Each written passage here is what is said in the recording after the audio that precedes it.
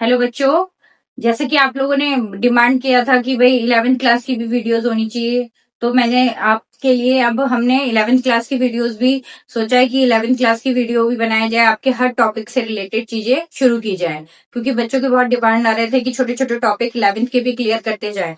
तो इसलिए आज से आपकी 11th क्लास की वीडियोज स्टार्ट करने जा रहे हैं हम, जिसमें आप 11th क्लास का जो फर्स्ट आपका चैप्टर है उसकी जो मेन मेन डेफिनेशन है, आपको बेसिक स्टार्ट होता है, आपका कॉमर्स का जो बेस स्टार्ट होता है बच्चों वो 11th से स्टार्ट होता है ना। तो ये आप regular commerce with Alka class के साथ देखते रहेंगे और बेसिक स्टार्टिंग से आप 11th क्लास से जो जो मेन चीजें होती हैं, मेन टॉपिक फर्स्ट चैप्टर में कि कैपिटल क्या होता है, गुड्स क्या होता है, स्टॉक क्या होता है, ये सारी चीजें आज की वीडियोस में आपको मैं बताऊंगी। और आप मेरे चैनल को सब्सक्राइब करें और वीडियो को लाइक करते हुए आगे की सारी वीडियोस देखना, जिससे आपका 11th से ही कॉन्सेप्ट क्लियर होता चला जाए। तो चलिए बच्चे स्टार्ट करते हैं। 11th में आपका फर्स्ट चैप्टर में जो आपकी मेन डेफिनेशन होती है, बेसिक टर्म्स ऑफ अकाउंटिंग। तो पहले बाद में आपको मैं और चीजें बताऊंगी, पहले मैं आपको ये बताऊंगी की टर्म्स। जैसे आपने जूनियर क्लासेस में पढ़ा होगा ना कि हर चैप्टर में कुछ की टर्म्स होते हैं कि किन चीजों को क्या बोलते हैं, ठीक है। तो ऐसे इसमें बेटा फर्स्ट है यूनिट। इकाई क्या होती है? यूनिट मतलब किसी भी चीज की कोई एक चीज, जैसे किसी कंपनी में, किसी फैक्ट्री में, मैन्युफैक्चरिंग बल्क में कोई चीज बन रही है, उसका पर यूनिट निकालना, जिससे आप उसकी कॉस्टिंग निकाल सके, कॉस्टिंग के बाद उसका आप प्राइस निकाल सके। तो एक के लिए जो आपका टोटल कॉस्टिंग आएगी वही एक यूनिट कहलाता है, मतलब एक चीज, कोई चीज, ठीक है, वो यूनिट हो गया। ट्रांजैक्शन, लेन देन, ठीक है। जैसे कि आप अकाउंटिंग में सिर्फ बच्चों उन्हीं चीजों को आप जनरल एंट्री करोगे, उन्हीं चीजों को अकाउंट में आप मेजर कर सकते हो जिसे आप मनी में मेजर कर सकते हो। और लेन देन अकाउंटिंग में क्या होता है? ट्रांजेक्शन्स होती है ना, मनी का, स्टॉक का, गुड्स का, सेल परचेस, क्रय विक्रय, ये सारी चीजें क्या कहलाती हैं? लेन देन। वस्तुओं का लेन देन, क्रय विक्रय, पैसों का लेन देन, ये सारी चीजें क्या कहलाती है? ट्रांजेक्शन, ठीक। उसके बाद है एसेट। एसेट का मतलब होता है बच्चों संपत्ति। एसेट दो तरह की होती है। आप अपने बिजनेस में एसेट लगाते हैं ना, जैसे आप कोई सेटअप करते हो बच्चों, तो आप बिल्डिंग लेते हो, लैंड लेते हो, उसके ऊपर मशीनें लगाते हो, है ना। आप फर्नीचर लेते हो, सेटअप करते हो पूरा, गुड मशीन, फर्नीचर, प्लांट, है ना, उसको बोलते हैं एसेट। अब ये एसेट बच्चों दो तरह की होती है, करंट और नॉन करंट। करंट एसेट वो होती है जिसका यूज हम 1 ईयर तक करते हैं, जैसे स्टॉक, कैश, जिसका यूज हम सिर्फ 1 ईयर तक करते हैं।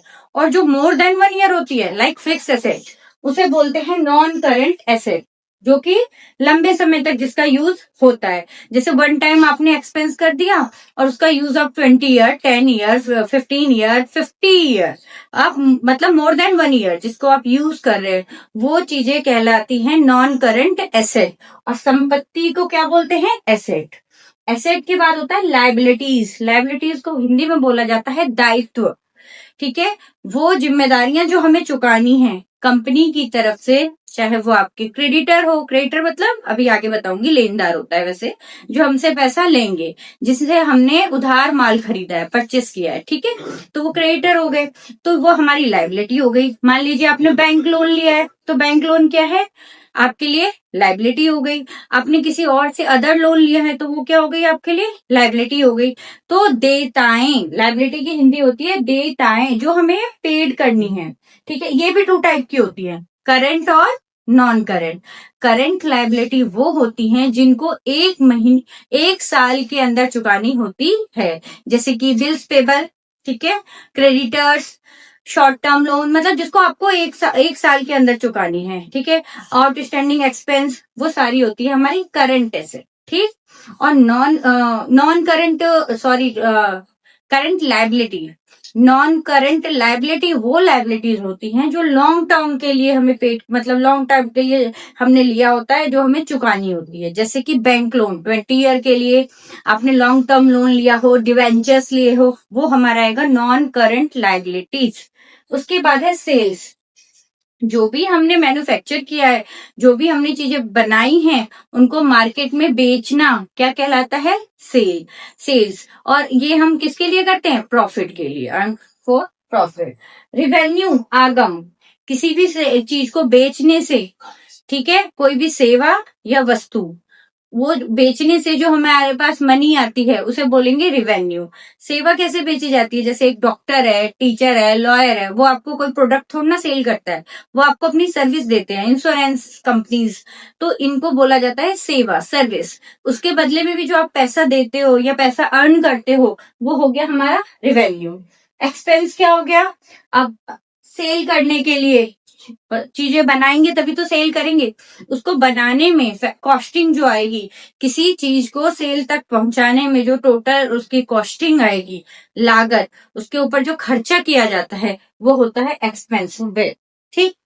प्रॉफिट क्या होता है, रिवेन्यू और प्रॉफिट दिखने में सुनने में सेम सेम है। रिवेन्यू का मतलब ये है कि भाई पैसा आ रहा है, और प्रॉफिट का मतलब भी पैसा आ रहा है, लेकिन रिवेन्यू का मतलब है टोटल जो पैसा आ रहा है, और प्रॉफिट का मतलब है ऑल एक्सपेंस को काटने के बाद आपने जितने का परचेस किया और जितना आपने सेल किया।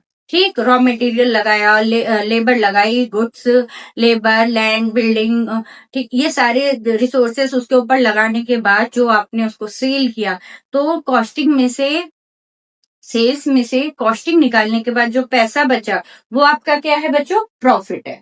वो क्या है, प्रॉफिट, उसको बोलते हैं लाभ। लाभ के बाद आता है गुड्स। माल क्या होता है कॉमर्स में बच्चों, माल, जैसे हम अपने पर्सनल यूज के लिए कोई चीज परचेस कर रहे हैं, तो वो हमारा माल नहीं कहलाएगा। फॉर एग्जाम्पल, मैंने एक पर्स परचेस किया, या ये आपका मार्कर यूज कर रही हूँ मैं, ये मार्कर मैंने परचेस किया अपने लिए, पर्सनल यूज के लिए, तो मैं इसको माल नहीं बोलूंगी, मैं इसको गुड्स नहीं बोलूंगी, मैं बोलूंगी कि मैंने मार्कर परचेस किया है। बट ये चीज अगर मैं बल्क में खरीद के मार्केट में सेल कर रही हूँ कि मुझे इसे, इसका बिजनेस करना है, तो इसको मैं गुड्स बोलूंगी कि मैं आज इतना गुड्स मैंने परचेस किया है, इतना माल मैंने खरीदा है। तो ये जब आप कोई चीज, कोई वस्तु, कोई प्रोडक्ट रीसेल के लिए परचेस करते हैं, ठीक, अपने पर्सनल यूज के नहीं, रीसेल के लिए, तो उसको बोला जाता है गुड्स, हिंदी में बोलते हैं माल। ठीक है। लॉस क्या हो गया, प्रॉफिट का अपोजिट लॉस हो गया, है ना। तो देखिए, जैसे कि मान लीजिए आपकी कॉस्टिंग ज्यादा आ गई और आपका सेल कम हुआ, या सेल उस हिसाब से आपको जनरेट नहीं हुई इनकम, तो वो क्या हो गया, लॉस में चला गया। जब कॉस्ट हमारी, आपने बचपन पढ़ा होगा ना सीपीएसपी, तो आपका लॉस प्रॉफिट, लॉस प्रॉफिट में सीपीएसपी पढ़ा है, जैसे सीपी होती है हमारी कॉस्ट प्राइस, एसपी होता है हमारा सेल प्राइस। तो ये सेम चीज है, जब हमारा सीपी माइनस एसपी हो गया, मान लीजिए सीपी हो गई, कॉस्ट प्राइस हो गई 10 रुपीज और एसपी हो गया 8 रुपीज, तो हमारा 2 रुपीज का क्या हो गया, लॉस। और यही अपोजिट हो गया, एसपी माइनस सीपी, तो हमारा क्या हो गया, प्रॉफिट। तो क्लियर है, लॉस और प्रॉफिट, है ना। उसके बाद होता है ड्राइंग। ड्राइंग क्या होता है, आहरण। बच्चों ये सारे वर्ड्स ना बहुत इंपॉर्टेंट है, ये आपको 12th में भी काम आएंगे। आगे तक आपका जब ये बेसिक ही क्लियर नहीं होगा कि ड्राइंग क्या होता है, गुड्स क्या होता है, डेटर क्या है, स्टॉक क्या है, लायबिलिटी क्या है, तो आपको आगे अकाउंट क्लियर नहीं होगी। ठीक है। तो इन सब की मीनिंग आपको अच्छे से आनी चाहिए, जिससे कि आप बेसिक से ही लेके अच्छे से कर पाए। आगे की वीडियोस में आपको मैं जनरल एंट्री, लेजर, सारी चीजें सिखाती रहूंगी, लेकिन पहले आपको ये सारे वर्ड्स अच्छे से समझने पड़ेंगे। ठीक है। हम थे ड्राइंग पे, तो ड्राइंग क्या होता है बच्चों, ड्राइंग का मतलब है जब आप बिजनेस से अपने पर्सनल यूज के लिए पैसा निकाल रहे हैं, आपने बिजनेस से अपने पर्सनल यूज के लिए पैसा निकाल लिया या कोई गुड्स निकाल लिया, तो उसे बोला जाता है ड्राइंग। जैसे कि मैंने अभी आपको बताया था कि मार्कर, ठीक है, अब मैं बिजनेस करने के लिए मैंने मार्कर खरीदा, बट मैंने उसमें से 4 मार्कर निकाल लिए, अपने बच्चों को दे दिए, अपना यूज करने लगी मैं, तो इसे बोला जाएगा ड्राइंग। ठीक है। मान लीजिए मैं पर्स का बिजनेस कर रही हूँ, उसमें से मैंने एक पर्स निकाल लिया अपने पर्सनल यूज के लिए, तो वो क्या है, वो ड्राइंग है। आपने बिजनेस में से कुछ पैसा निकाल लिया अपने बच्चों की फीस पेड करने के लिए, वो बिजनेस का पैसा है, वो एज ए कैपिटल, उसमें से आपने पैसा निकाला, तो वो क्या कहलाएगा, ड्राइंग। इसकी डेफिनेशन यही बनेगी कि अपने निजी प्रयोग के लिए, अपने पर्सनल यूज के लिए, जब हम कोई ट्रांजेक्शन करते हैं बिजनेस में या बिजनेस से हम पैसा लेते हैं, तो उस चीज को बोला जाता है ड्राइंग। ठीक। उसके बाद होता है स्टॉक। स्टॉक क्या होता है, वो गुड्स जो हमारे पास रेडी है, मतलब ये इसमें भी टाइप्स होते हैं, लेकिन जो चीज हमारे पास स्टॉक में रखी हुई है, ये भी 2 तरह की होती है, एक तरह से ओपनिंग स्टॉक और एक क्लोजिंग स्टॉक।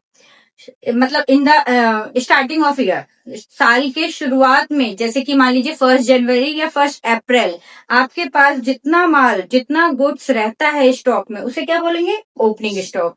और in the end of year, साल के अंत में जो आपके पास बचा हुआ स्टॉक रहता है उसे बोलते हैं क्लोजिंग स्टॉक। ठीक है, इसमें भी होता है जैसे कि गुड्स में आपके ये 3 तरह के गुड्स भी होते हैं। एक होता है फिनिश गुड्स, जो माल पूरी तरह तैयार है, ठीक है। एक हो गया रॉ मटेरियल, जो कच्चा माल ही आया है, उससे अभी गुड्स प्रिपेयर होगा।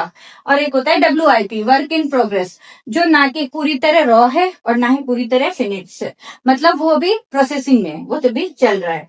तो स्टॉक आपको क्लियर हो गया होगा। स्टॉक 2 तरह के होते हैं, ओपनिंग और क्लोजिंग। साल की स्टार्टिंग वाले को ओपनिंग स्टॉक और in the end of year closing stock. ठीक, अब 2 पॉइंट बचते हैं आपके, डेटर और क्रेडिटर। तो डेटर क्या होते हैं बच्चों? देनदार, जो हमें पैसा देंगे। मान लीजिए आपने A, B, 2 मेंबर, 2 हैं सेल्समैन, है ना, और वो आपने को उनसे सामान खरीदना है।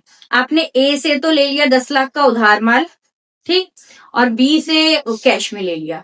तो B से आपने कैश में ले लिया तो कैश खर्च हो गया, वो आपका डेटर, देनदार। आपने उधार माल बेचा है, ठीक है, उसको, ठीक। एक को आपने नगद बेचा है कैश में और एक को उधार बेचा है, ठीक।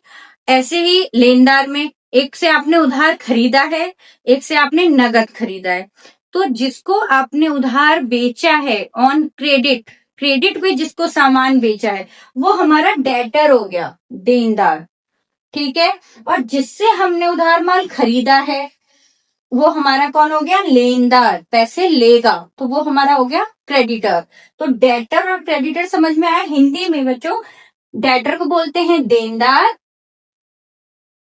और क्रेडिटर को बोलते हैं लेनदार, ठीक है। तो डेटर देनदार, क्रेडिटर लेनदार, कि जब हमने किसी को उधार माल बेचा है तो वो हमें पैसा देगा, तो वो हो गया देनदार, ठीक, डेटर देने वाला। क्रेडिटर, जब हमने उधार माल खरीदा है, उसे हम पैसा देंगे, वो हमसे पैसा लेगा, तो वो हो गया लेनदार। ये हमारी एसेट में जाता है, डेटर, क्यों? क्योंकि वो हमें पैसा दे रहा है। और क्रेडिटर हमारे लायबिलिटी में जाएगा, क्योंकि वो हमें पेड करनी है। तो बच्चों, आज मैंने आपको ये 15 की टर्म्स पढ़ाए हैं कि किस चीज को क्या, मतलब जैसे एसेट क्या है, ट्रांजेक्शन क्या है, एक्सपेंस क्या है। तो मुझे उम्मीद है कि आपको ये अच्छे से समझ में आई होंगी। आप इसकी एक एक लाइन, 2-2 लाइन की डेफिनेशन अच्छे से प्रिपेयर करेंगे और इसे लर्न करेंगे, ठीक है। आगे की वीडियोस देखने के लिए चैनल को सब्सक्राइब करिए और वीडियो को लाइक करते रहिए।